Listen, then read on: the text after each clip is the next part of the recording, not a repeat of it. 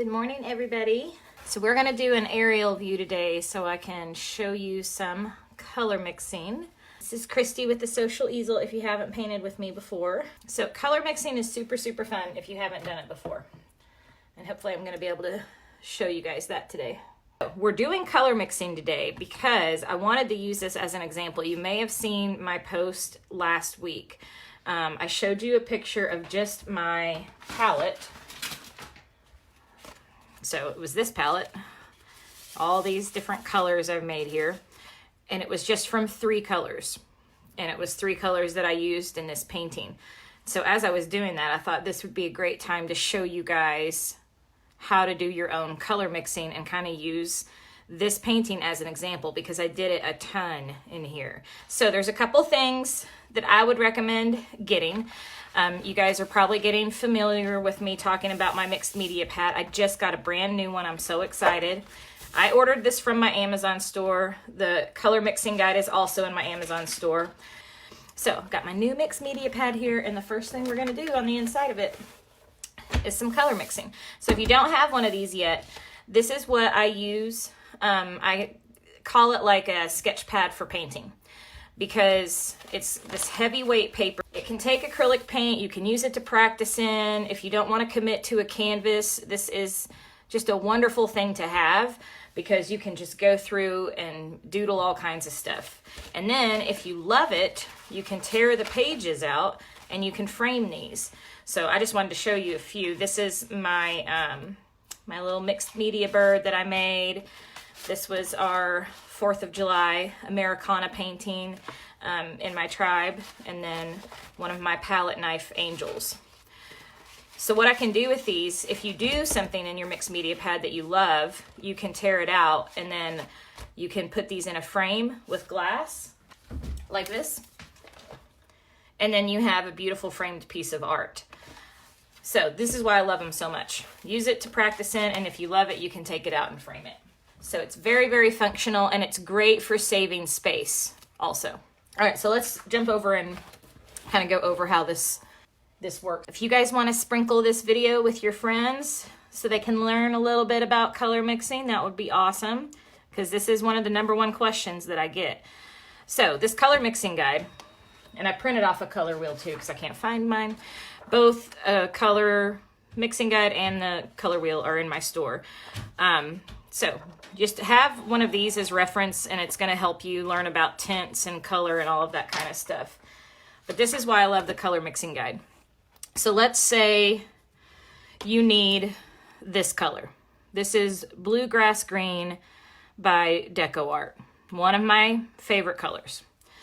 But let's say you can't find it because either it's not in the online store or we can't go to the stores right now because of everything going on, and you want to figure out how to make your own. So hopefully you have some colors at home that you can come up with this. So here's what I do. This color mixing guide, like if you look on here, these colors like phthalo blue, cerulean blue, sap green, these names are not going to be in craft paint names, okay? This is talking about like academic level acrylic that comes in the tubes. So that's what these names are from. So don't worry about the names. The names don't really mean much. What we're going to use that for is if you have these base colors here that you're just going to look and see, like mine is, this is primary yellow. So that's the same as cadmium yellow. Can you see that? So don't stress about the names. You're just going to flip your bottle over like this and just hold it and kind of figure out which color that's closest to. So let's like say, I don't know if I have enough of my purples out here. That's close to that purple, or maybe I have this one. This is like a pizzazz color. That's a little bit closer. So they're going to be slightly different. They don't have to be exact, but you're still going to use this as a guide.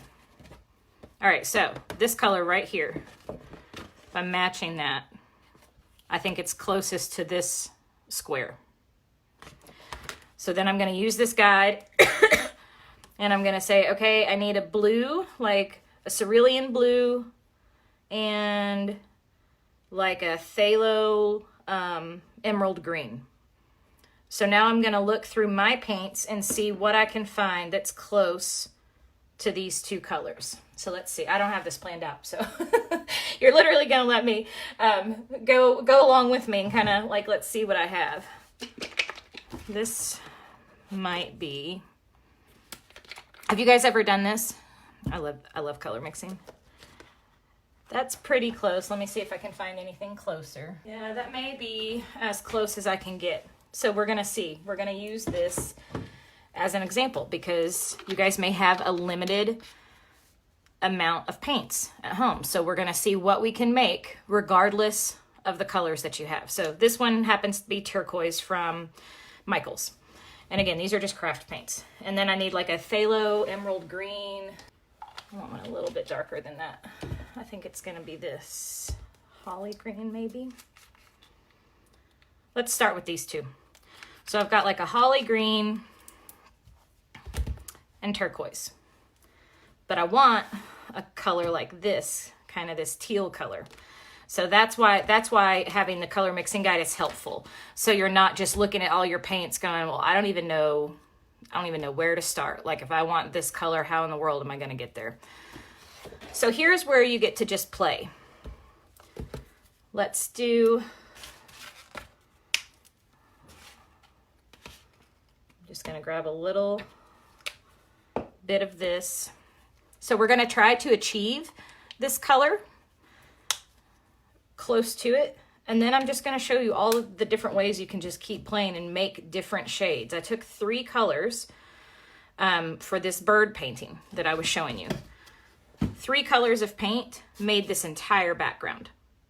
And that's what I love, because that looks like a lot more than 3 colors of paint because of all the different shades, tints, color combinations that I was able to make with those colors. All right, so I need this one. So you can use a palette knife to mix with, or you can use a paintbrush.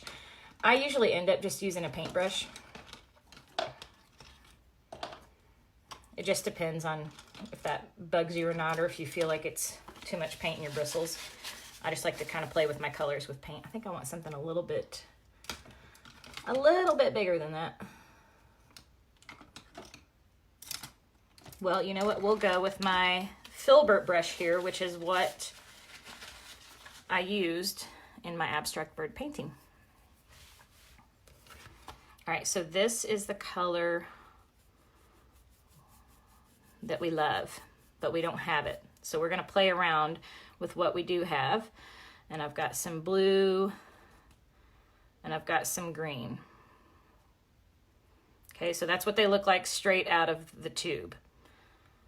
So I'm gonna leave that there for an example. And then I'm just gonna start with a little of both and just play. We're already getting kind of close, just that little mix. So this is where this is all just kind of like a game. You just kind of are gonna keep playing until you get close to your the color you're trying to achieve. But look, already that is so close, those 2 colors. So maybe you use more blue and just a tiny touch of green. But then what if we did a lot of green and then just a little bit of blue? So you're gonna get all these different colors. Now this is just kind of like a darker green. That was out of the tube. This is getting a little bit lighter.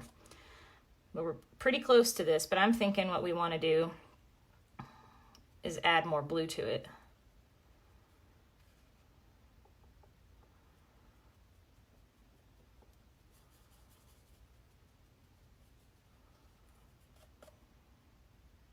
Maybe just a touch of green here. And you're just kind of playing. Let's go up next to it.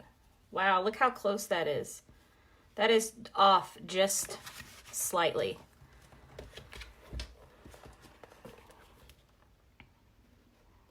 Look how close that is to the color in the tube. Now let's take it a step further. Let's grab some white. And when you add white to a color, it means it's a tint of a color. Yes, Laura said the only issue she has, if you don't mix enough, and you have to do more, you may end up with different hues each time you mix. This is true. So yes, if you're doing this and you kind of like, for me, that was almost a 50-50 ratio to get that color. So like I took color theory when I was in college, and and I actually was going to do this with you guys today. One of our assignments was she wouldn't let us use paints out of a bottle to make our painting out of. So we had to mix all our own colors and then make a painting out of the colors that we mixed. I loved this assignment. But yes, if you know you want this exact color that we mixed right here, then you're gonna need to mix a lot of it. So like maybe get yourself like, you know, those little like disposable ramekins, or like an egg carton, an empty egg carton, and you know, it's pretty deep. You can fill that up with a decent amount of paint and then cover it and store it so that you have enough for your painting. So yeah, if you want it to be exactly the same throughout your entire painting, you're gonna wanna make sure that you mix enough to do that. Let me know if you guys have any other questions. I'm gonna get a little bit of white on here. And then I'm just gonna pick some up, throw it in here. And then we get another new color. Or maybe I do a whole lot of white with just a little bit of color still left in my brush. And I get this really pretty, like minty teal color. I love that color. So that's two colors. It's these two colors mixed together, and then I added white to it, and it makes that color. So you see how you could just keep playing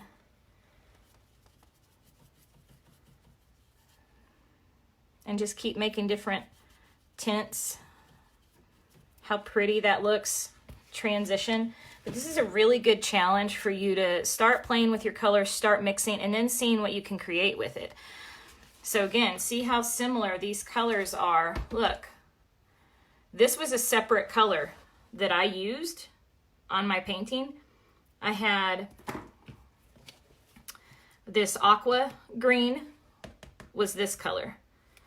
But look, I just made that color with these two that I already had on hand. And so this is what I really, really stress to people that are in my membership. And there's nothing wrong with you guys wanting to know the brands and the colors that I use at all. Like I will share them with you and tell you. But what I don't want to happen is for it to stop you from creating. I don't want you to get so focused on having to have my color that you can't move forward with your art. So this is the lesson I wanted to show you today, is I took these two colors that I had on hand, and you would never think, right, by looking at these two colors in your supplies that you could make this, but I just did. All the different colors you can make with 2 bottles of paint and white. This is why I love color mixing. I mean, to me, it's just like, it's almost like magic. I'm like, oh my gosh, it's so fun. And it's like a challenge. You're like, okay, I need like a minty teal green. Let me see what I can play with to get that. And that's why I love my color mixing guide, because I was able to look on this chart and give me a base, and I didn't even have those exact colors, but it gave me a place to start, and then I just keep playing. So if you can't find the exact colors you want for this, start playing around and making your own. And maybe yours is going to be even prettier than mine because you made your own colors. And there's something cool about that. Like, no one can recreate what you made because you made your own color. And I don't know, like as an artist, like that's creating. You created your own color. So that's so fun to me. So was that fun? Did you guys like seeing that?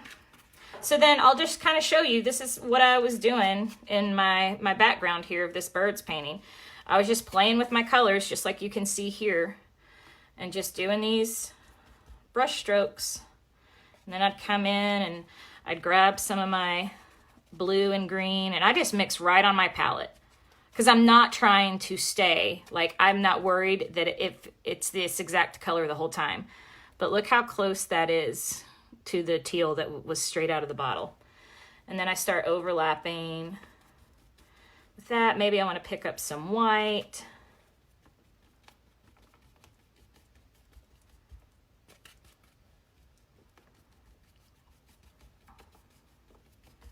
And you start getting all of these different colors, and this is just kind of how I did those brush strokes. And then this is what I really love. Okay, so there's that kind of color mixing where you're trying to get a specific color. And then I love these two colors together.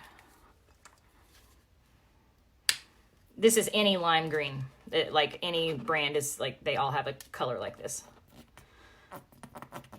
So just a lime green, and then I've got my bluegrass green over here. So I got a little bit of that on my brush. Get some of my lime green on there. And don't be afraid of your paint. Get lots of paint on your brush, because that's how you get the fun brush strokes. And then look at these colors. Oh, I love them. I love them. I love them.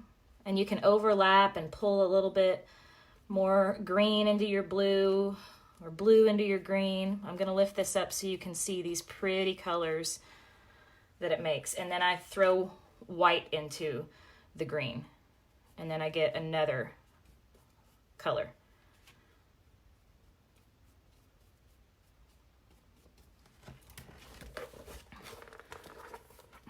Look how pretty that is when that bluegrass green and that lime green mix together just slightly, not all the way, but where you can see the difference between the two. See all the different colors of paint in my brush, and they all come out in a pretty brush stroke. And then I just kind of keep overlapping, not continuing to blend. So I'm not doing this, because then it's just all one big blob, right? That's not very fun. So we just want to keep dancing around, but they can overlap and they can pull into each other, but then I stop. So you see what I'm saying? It's like one quick brush stroke, not this. So that's kind of how you achieve that abstract look that I did in the background of this painting. Ready to mix some paints and go crazy? It's so fun. And if you're just like, you could just make an abstract piece of art out of doing this. So much fun. Jean, just keep practicing. If you don't get it the first time, you just keep on going. Like I tell my students, this is why I recommend getting a mixed media pad. You do a page and you're still not getting it. Flip that page over, start again. It's just like anything we do in life. The more we do it, the better we're going to get at it, right? So don't give up. Don't ever give up. If you don't get it the first time, keep playing and just enjoy to me, this is just relaxing. Like you're just playing, you're just having fun. Just enjoy the process of mixing colors together. I mean, it's like being a kid. Kids just have fun playing with their paints and seeing what they can come up with. And like, why are we any different? We should be the same way. This is why painting's so therapeutic and so healing, because it's just fun and you kind of get lost in it and you discover what is going to happen while it's happening. You know what I mean? Like I didn't have a plan this morning. I had a basic idea. You know, I kind of wanted to show you how I came up with the colors for that.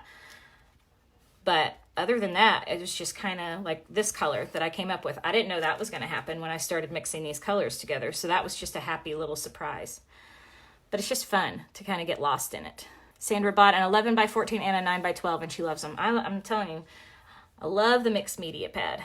Absolutely love it. So does that help you guys? I hope that was helpful.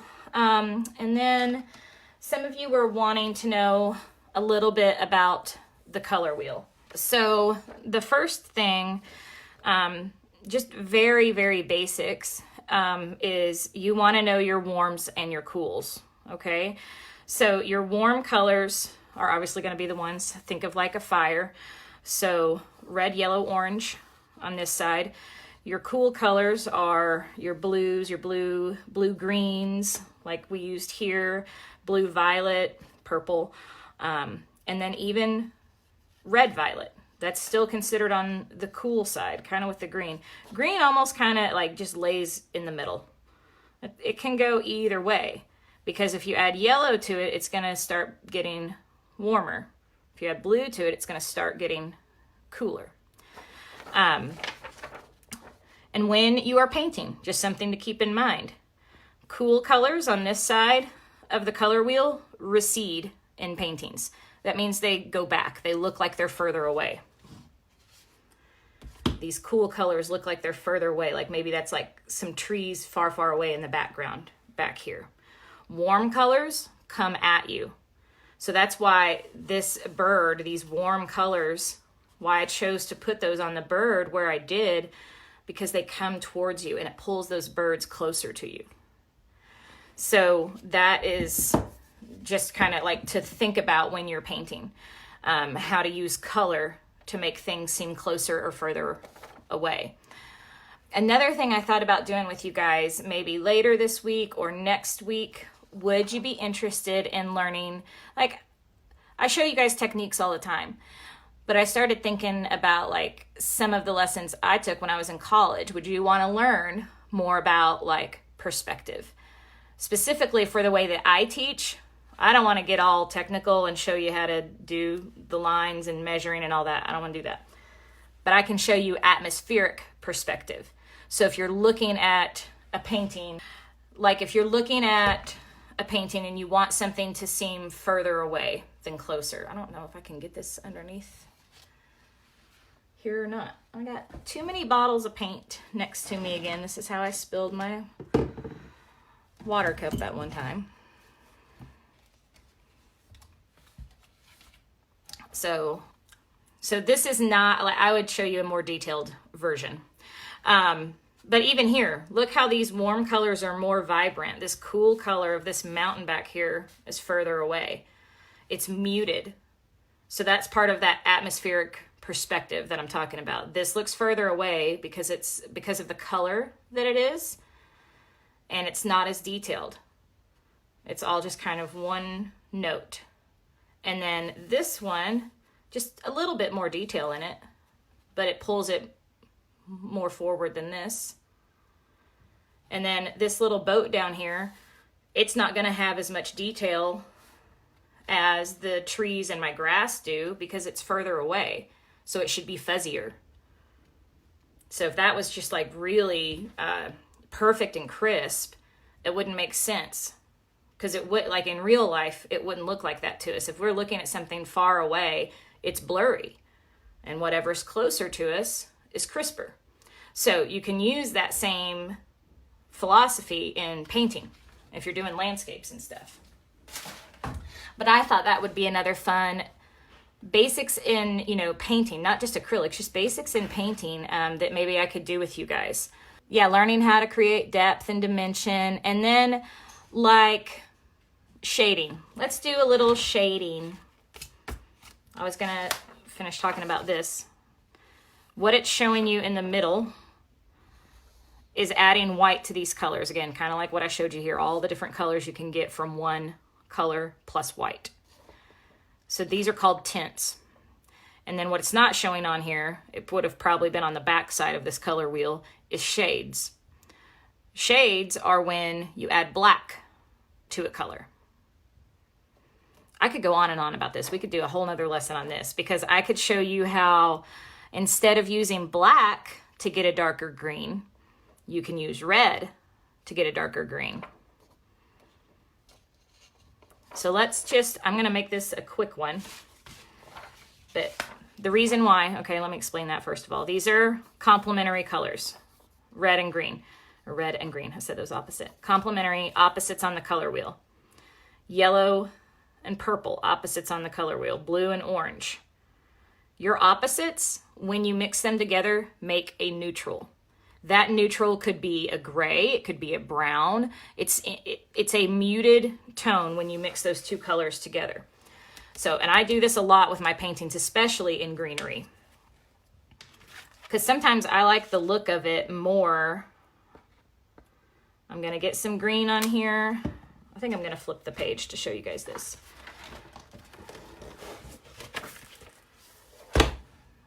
So I've got that green, I've got that black. Now I'm going to grab some red.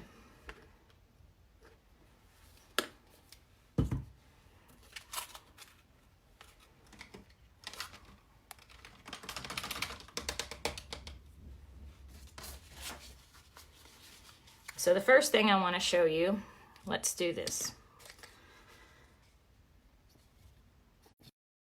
Come on, paint. All right, green's going to be our base color. All right, so just like it was showing you on the color wheel, I can make tints of this by starting with just a little bit of white, then picking up a little bit more, picking up a little bit more,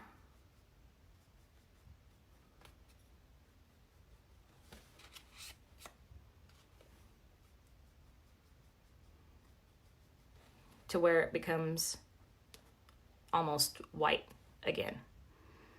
I know that's probably getting lost in the white paper. Okay, so that's tints.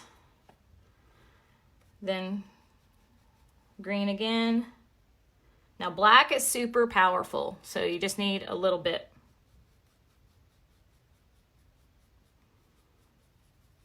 And this was a challenge I did inside my membership probably almost 2 years ago. It was towards the beginning of the membership. Was for them to pick a color and then they had to do little blocks, and each block had to be a different tint and a different shade all the way down. But you can kind of see how this goes. Blacks are a lot harder to work with than whites. Whites are easy. Black is super powerful. So I just kind of keep adding greens to it. But you can see how we're getting a darker green. So, and I use this technique a lot. Like, let's say you just have just a real basic green. This is just from Walmart. And I think it's called grass green if you had the one from Michael's. But like straight out of a bottle, it's like really bright green. Like very rarely would I use just that color straight out of the bottle. It's too green.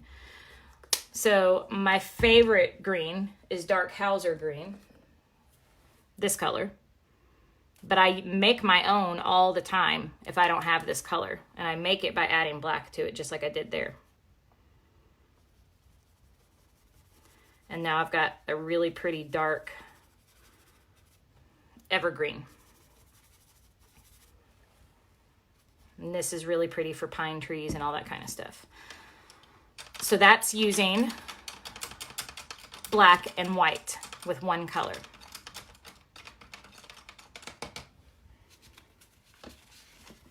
Now let's see what happens when we use red. So I've got my basic green again. Now instead of using black, I'm going to use red because it's opposite on the color wheel.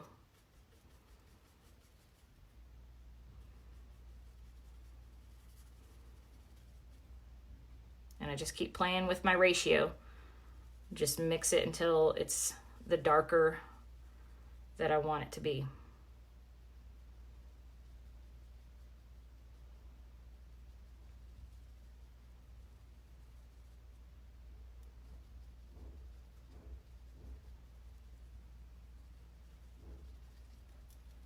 It's pretty close.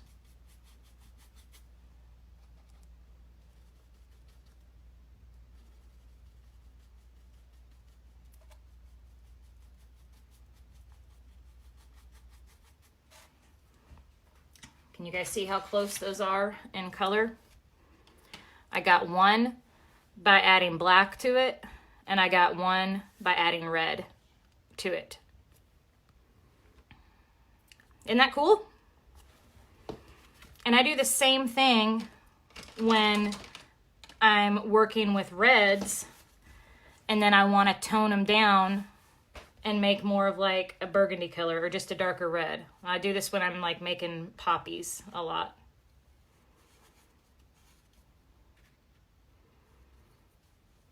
So this is just red straight out of the bottle. And then I'll get a little bit of green. And then come in and do some darker colors, give it a little shading over there. Come back and add more red on here. But it's the same thing. You can tone down your color. So it's more of like a wine color now.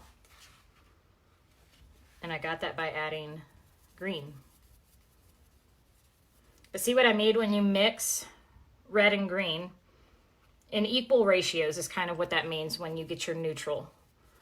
So it's kind of like this, I'm running out of red, but it would kind of be like this taupey, like brownish color is the neutral that you get when you're mixing red and green together. So then this would be my challenge to you. Using what you learned today, go and play, make yourself some colors, and make a painting out of it. So maybe it's flowers, or maybe it's a landscape. Like if you were messing with greens and reds, that'd be great to make, you know, like a field of flowers or something like that. And if you don't know where to start, go back to some of my Facebook Lives. You can go visit my YouTube channel to kind of get inspiration of like, I don't even know what to paint. But first, just start with color mixing and just having fun with it and learning how to use a color mixing guide, learning how to use a color wheel to help you. And then if you want to learn more about painting with me specifically and learning specific paintings, we have a couple options for you. So obviously the first one, this is the newest event that I have going on right now, is for my abstract birds, and we're doing a pop-up paint party because so many people wanted to paint this. So we're doing this Sunday and Monday night, and sign up is open right now. It's $25, and you get to learn this step-by-step with me over the span of 2 sessions. And then if you can't make those times, you can go back and watch them whenever you want to. The second option is, this was already taught inside my tribe membership. So I taught my tribe sisters last week.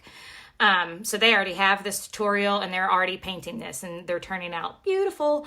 But if you want to learn more about becoming a tribe sister, that is my painting membership, and it's $47 a month.